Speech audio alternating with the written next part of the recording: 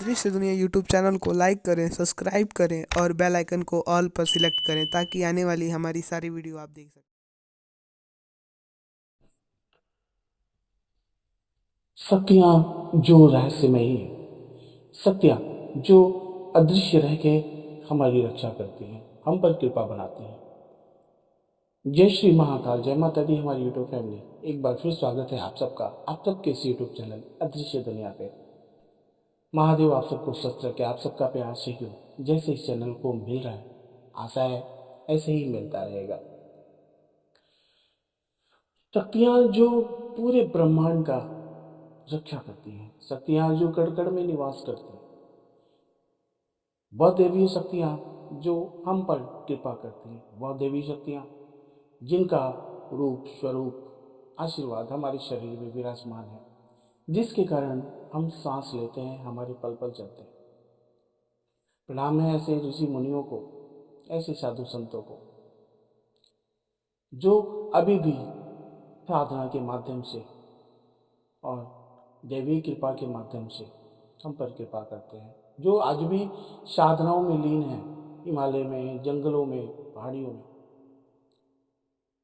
हमारे ऋषि मुनियों के ही द्वारा हमारे जीवन को, हमारे सांसारिक जीवन को सरल करने के लिए मंत्रों का जो एक संग्रह दिया उन्होंने, जो मंत्र को हम हमारे लिए भेजा, हमारे लिए छोड़ गए, जिसके द्वारा हम अपना जीवन सरल बना सकते हैं, साधना के जरिए, प्रार्थना के जरिए। हम एक सच्ची घटना बता रहे हैं जो हमारे जीवन काल में गुजरी, और मैंने उनको देखा, उसको फेस किया। हमारे एक रिलेटिव थे जो ट्रैफिक पुलिस में यहाँ गोरखपुर में सर्विस करते थे। मैं उस समय बहुत छोटा सा था, उम्र लगभग 5 6 7 साल, या फिर हो सकता है उससे थोड़ा कम। मतलब इतने याद हैं कि कुछ ही बातें याद होती हैं, बहुत सारी बातें नहीं उनकी याद रह पाती हैं। उनके पास से दूर दूर से लोग आते थे और उनको बाबा बाबा का नाम दिया जाता था, बाबा बोलते थे।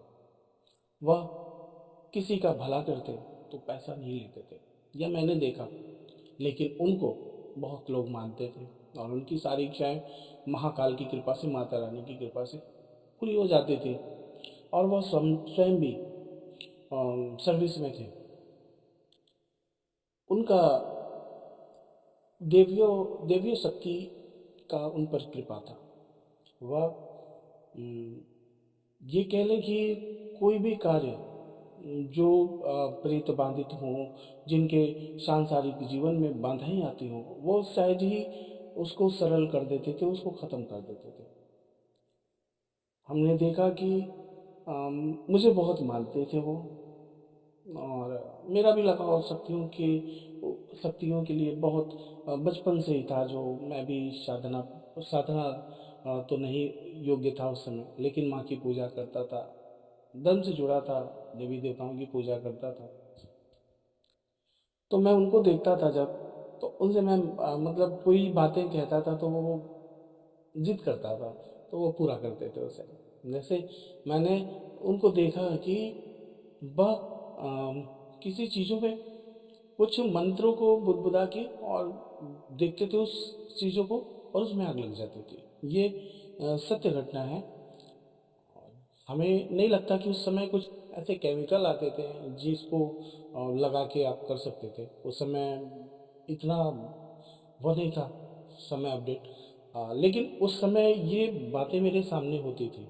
मैं रास्ते में जाता था, और इधर हमारी तरफ पहले बहुत डेवलपमेंट नहीं था, तो हमारे घर से कुछ दूरी पे बांध थे, तो उधर पूरे बांस के पेड़ होते थे। तो दोपहर दोपहर में बड़ा अजीब सा लगता था, अजीब डरावना लगता था। तो मैं कभी उनके साथ गुजरता तो कहता था कि मैं फूफा, मुझे फूफा मेरे लगते थे वो। तो मैं ये जलाइए, कहते थे चलो चुपचाप। जब मैं जिद करता था तो उन चीज़ों को वो, अच्छा रुको, तो कुछ मंत्रों का बुदबुदाहट फिर उसके बाद उसको देखना, जिस वस्तु पे, जिस लकड़ी पे, जिस पत्ते पे आग लगानी, तो उसको देखना घूर के, और एक मंत्रों का बुदबुदाहट के बाद एक फूंक मारना, और वो चीज़ वहाँ स्वतः ही जलने लगती थी। यह मैंने अपनी आंखों से देखा, और ये सच्ची बात है, इसमें कोई वो नहीं है। और आप समझ सकते हैं कि मैं उस समय कोई केमिकल ऐसा कुछ नहीं आता था। और भी बहुत घटनाएं होती थी, वो कपूर को हाथ में लेते थे, स्पर्श करते थे, कपूर जल जाता था। और जलते कपूर को वो जिब्बा को बाहर निकालते थे, विशाल जिब्बा को, और जिब्बा पे रख के वह थोड़ा देर जलता था, फिर मुंह में खा जाते थे। बहुत ऐसी घटनाएं देखी हमने। कभी कोई उनके पास आता, खोया हुआ या फिर कोई चीज़ चोरी हुई उसके लिए, तो वह क्या करते हैं, एक कपड़े का चौड़ा सा टुकड़ा लेते, उसमें एक लकड़ी, तीली, कुछ भी रखते, और उसको फोल्ड करते, कुछ मंत्रों का उच्चारण करते, फिर उस फोल्ड को खोलते, तीली बीच में से निकल के एकदम फर्स्ट पे आ जाती थी, और उस स्थान पे कुछ लिखा हो जाता था कि जैसे वह जिंदा है, या फिर वह कहीं है, या कुछ दूरी पे है, स्थान भी पता चल जाता था। यह शक्तियाँ होती थी, यह शक्तियों की कृपा आज भी है। जो साधक हैं, जो उससे योग्य हैं, वह करते हैं, बस उन साधनाओं को करते हैं, उन शक्तियों की कृपा पाते हैं।